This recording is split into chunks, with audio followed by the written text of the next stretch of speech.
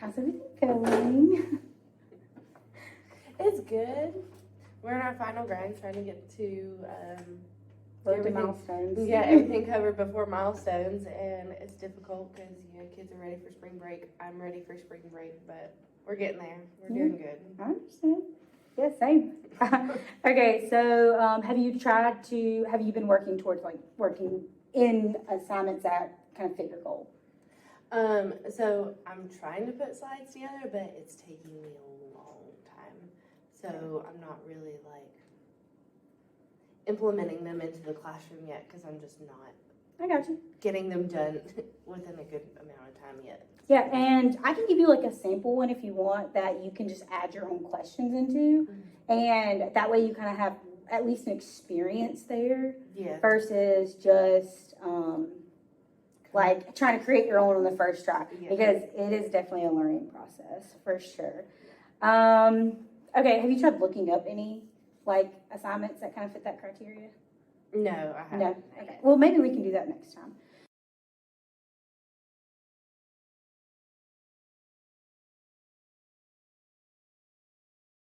Earlier this week, I shared with you a checklist of how I believe we can reach your goal. And I have the checklist here too if you need one. Okay. So it is a 6 kind of step process in order to reach your goal. And if you remember last time, we talked about tools and strategies that you needed in order to reach your kind of goal. And that strategies would be like the Google Suite, which would be mainly Google Slides, I think is what we talked about. But Google Forms is also a very good way to be interactive. We talked about the strategies that you're trying to learn, cooperative learning, maybe kids doing those kind of activities together, practicing, and summarizing and everything. So the checklist, again, it has 6 parts, and it's learn more about Google Slides and Google Suite. So the best way to do this, in my opinion, is PL for one thing, PL meaning professional learning, but PL, I know I've attended events where they talked a lot about activities and how to create them, because I think creating them can be the hardest part of that. Step 2 would be look or create interactive Google Slides presentation. So again, I can send one to you that you can practice with, and then we can work together to try to figure out one for your content, because mine is obviously my content. But I have a sample one that you can kind of pull that from. Okay. And we can look for one too. So I can give you websites to look for one, or I know Teachers Pay Teachers always has kind of templates almost to do that kind of stuff. The third step is to practice with the Google Slides. And again, you can use mine to do that with. After that lesson, the fourth thing says write pros and cons of the lesson. So areas that you liked. So I liked this part, or I didn't like this part, whatever, you know how that is. Step 5 is meet back and discuss how to improve the activity and implementation. So that can be anything from, did you think engagement went well? What are areas that they struggled in? What are areas that they didn't like? And we can discuss it and try to find small fixes in order to do that. I think that when I did my first lesson like that, I had somebody sitting in with me, and we kind of discussed that, and I thought it was very helpful. So I think that it could be helpful for you. And then the last step is to try again. So repeat the process. So start with a Google Slides and a Google Suite, and just continue to do that. So that's a good checklist just to kind of give you a starting point for your implementing that process.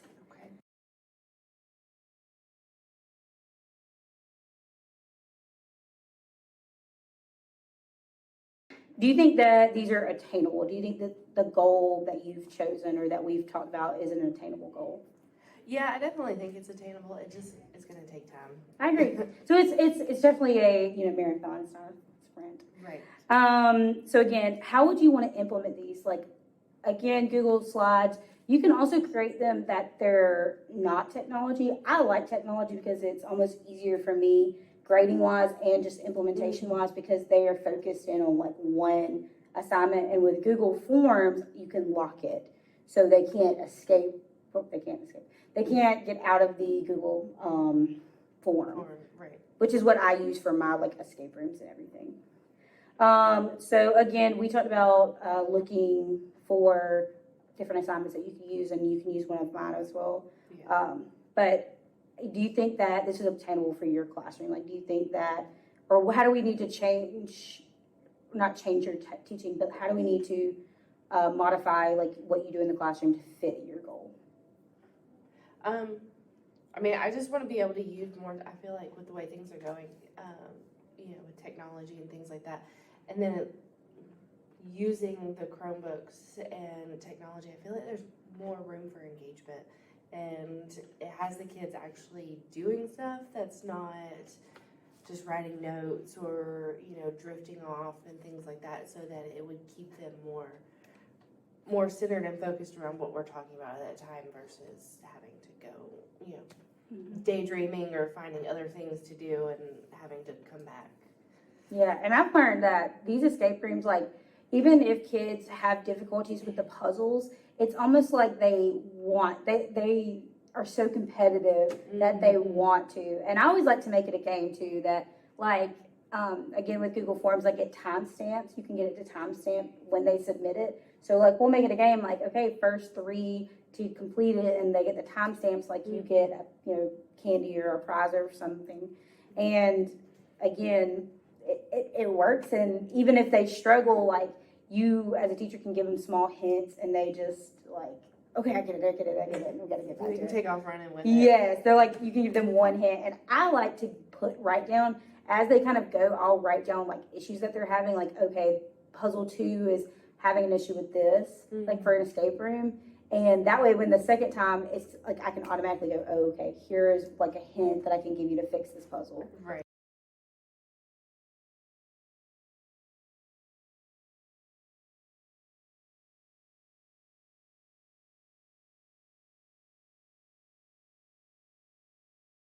Would it help you to see like somebody implementing this? Yes. Okay. Or like implementing the escape room in the classroom, or like making the escape room. Either one. That's a good idea. Actually. No, actually, like it would help, like watching someone, rather than me mess around with it and try to figure it out on my own. It would definitely help to like see you doing it, and then at least I can, like, then I know what I'm supposed to be doing, kind of.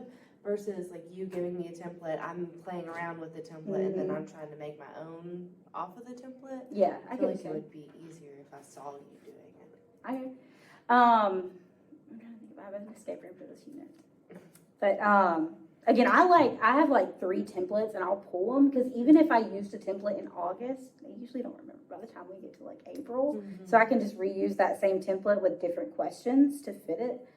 Okay, so I'll look to see if I have my escape room for this unit, and we can see about you coming in and observing my class. Another good thing to do is I like to watch EdTech videos on YouTube. Have you ever watched an EdTech video? I'm not. EdTech videos, okay. I will share one with you. I'm going to write that down when I get back to my classroom. I will share an EdTech video with you that is both for add-ons with Google Slides, and there's several add-ons that he talks about in a video that are great for escape rooms if you want to do an escape room on Google Slides versus on Google. The Google Slides version is a little bit more, you do have some interaction with your classroom, so you'll put like hints on the Google Slides, but it is like a very good add-on. I think I have those written down. I'll get it. Another person that does a really good job of interactive and almost like a paperless classroom is Coach Jones. And he is a great person to observe. And he did tell me that he would have let you observe him if you would like. Because I know that and I think he does more with Google Slides, where all my escape rooms are Google Forms. Right. Also, like I said, PL, or professional learning opportunities, the Georgia ETC is a great thing, and I have put your name for next year on the list. I know that the first escape room that I ever saw on Google Forms was at that conference, and I think that it's a great way. And she would implement it, and we played it as well. So it kind of gives you a little bit of like what is going to happen in your classroom, because teachers, we're probably asking the same questions the first time we do it that some of your kids will ask to as well. So it's a good way to do it. And I've talked to our instructional coach about that. Yeah, it's kind of with the escape rooms too, that you know, I've seen them on Teachers Pay Teachers, and I'd love to implement them, but then it's like I get the escape room and I'm like, I don't even know what I'm supposed to be doing. Like I see the questions, but to be able to explain to the students how to do it, and like I have a difficult time figuring it out, so I can't tell the kids how to do And it. I think observing like a teacher doing it, especially one that's done it several times, you also can get an expectation like, hey, like here is what you as a teacher should be doing, like your teacher expectations, I guess you could say, to help you kind of realize what your like job in the classroom is. Because you like my escape rooms are self-sufficient. Like these kids log in, they get on the Google Forms, and then they're off. So it's not like I'm having to actually like put something around the room so that they've got to get up and come get something from me. Right. I've done escape rooms like that, but it's hard to do an escape room like that and also maintain like behavior. So that's why I like Google Forms with that. So EdTech video, I'll send you the EdTech video, and I'll also send you a cheat sheet. He like has a cheat sheet for it, so it's kind of like an easier version. We'll schedule a day with Coach Jones when he is doing one of those activities, because again, he's extremely good at using technology in the classroom for active learning versus like just putting a worksheet on a like Google Slides. Right. And also, like I said, for next year, we can look at some PL options because we are getting close to the end of the year.